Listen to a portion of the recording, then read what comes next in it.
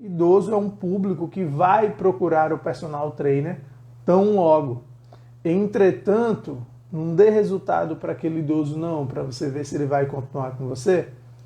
Porque o idoso, ele é muito querido na maioria dos casos, mas se ele está ali investindo um valor e ele não vê um retorno, ele não vê resultado, ele não vai ficar despendendo o tempo dele investindo naquilo. Porque tem uma hora que o idoso ele vai perceber.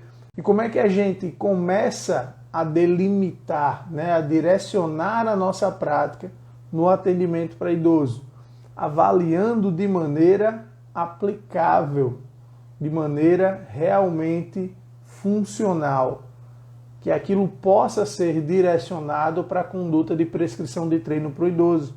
E a gente pode fazer essa avaliação seguindo ali a bateria de testes, né, do Senior Test, a bateria Hickley-Jones adaptada. A bateria de teste Hickley-Jones, a bateria Senior Test, é uma bateria de testes que a gente utiliza com o idoso, que ela é composta por 6 testes. Um agachamento, uma flexão de cotovelo, uma marcha estacionária, flexibilidade de membros inferiores, flexibilidade de membros superiores e um teste ali de deambulação em máxima velocidade possível com mudança de direção.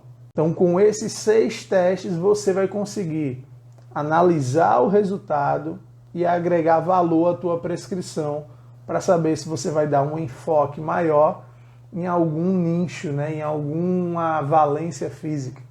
Por exemplo, vamos imaginar o idoso que ele vai começar fazendo esse primeiro teste aqui que eu vou mencionar, que é o teste de sentar e levantar em 30 segundos.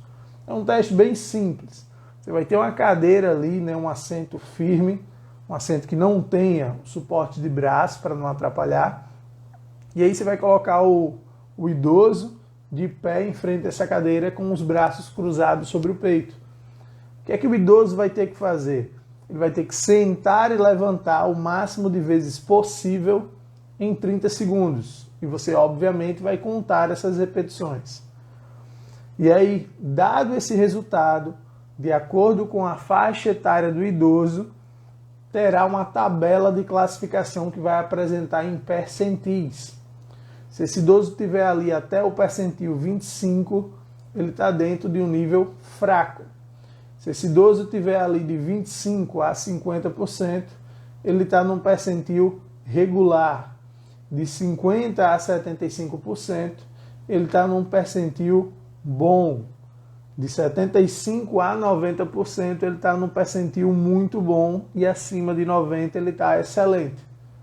Então, quando você analisa lá na tabelinha quantas repetições o idoso fez e a faixa etária dele, você vai saber a classificação. Então, professor, se eu fiz esse teste e o idoso apresentou um resultado baixo, um resultado ruim, membros inferiores terão que ser um foco do teu programa de treino. Então, a gente vai ter ali o teste de flexão de cotovelo, que tem uma quilagem específica, né? Que a gente adapta um halter de 4 kg para o idoso do sexo masculino e o halter de 3 kg para a idosa de sexo feminino. Então é a mesma coisa, ele vai fazer uma flexão de cotovelo ali durante 30 segundos e vai ter essas repetições que a gente vai classificar. Então, comparando esses 2 testes, eu vou saber, meu idoso ele está mais fraco, ele está num percentil mais baixo para membros superiores ou membros inferiores. E aí no protocolo, né, do Senior Test, a gente tem um teste de marcha estacionária. É um teste que o idoso vai em marcha sem se deslocar, elevar o joelho até um ponto mais alto do que a distância média ali da coxa, né? E aí, nesse movimento repetitivo estacionário, a gente vai sustentá-lo por 2 minutos ou até que o idoso chegue à fadiga. E aí, da mesma forma, a gente vai ter uma tabelinha de classificação. O que é que esse teste vai avaliar? A capacidade cardiorrespiratória do idoso. Será que esse idoso está com um condicionamento cardiorrespiratório ok, condicionamento cardiorrespiratório saudável? Isso vai depender do componente avaliado. E aí você vai saber se esse idoso está precisando de um enfoque, de um trabalho mais na característica de força ou mais no componente cardiorrespiratório. E aí há o teste de sentar e alcançar, que o idoso senta na cadeira e tenta alcançar uma perna com a posição de flechinha nas mãos, né? Igual o banco de Wells, que ele avalia a flexibilidade de membros inferiores, sendo a flexibilidade uma das 4 valências de saúde, e o teste de alcançar atrás das costas, que avalia aí a flexibilidade de membros superiores. Então, se esses testes, obviamente, né, apresentarem diferenças, é a valência de flexibilidade que a gente vai ter que direcionar para um segmento ou outro segmento. E aí no final tem um teste que eu acho mais completo, é o teste de caminhada, né, o Time Up and Go, que é o teste de levantar e caminhar 2,5 metros, dar uma volta no cone e sentar novamente na cadeira. Por que eu acho um dos testes mais interessantes? Porque você avalia o idoso hoje, e aí você tem um parâmetro de força de membros inferiores, força de membros superiores, a aptidão cardiorrespiratória desse idoso e a capacidade de flexibilidade de membros inferiores e de membros superiores. E aí no teste de levantar e caminhar 2,5 metros, dar a volta no cone e retornar, né, o Time Up and Go, o que é que a gente vai estar avaliando? A gente avalia a força de membros inferiores desse idoso. Então ele tem que levantar da cadeira em potência, ele tem que deambular em velocidade até o cone, então ele vai caminhar, aptidão cardiorrespiratória, e ele vai ter uma mudança de direção. Então a gente já avalia o equilíbrio e esse retorno até a cadeira e sentar novamente. Então fazer uma bateria de senior test pode fazer totalmente a diferença no teu caminho de prescrição com a população idosa. Vai fazer você não prescrever no escuro. Isso vai agregar valor ao meu serviço quando eu trabalhar com idoso? Vai.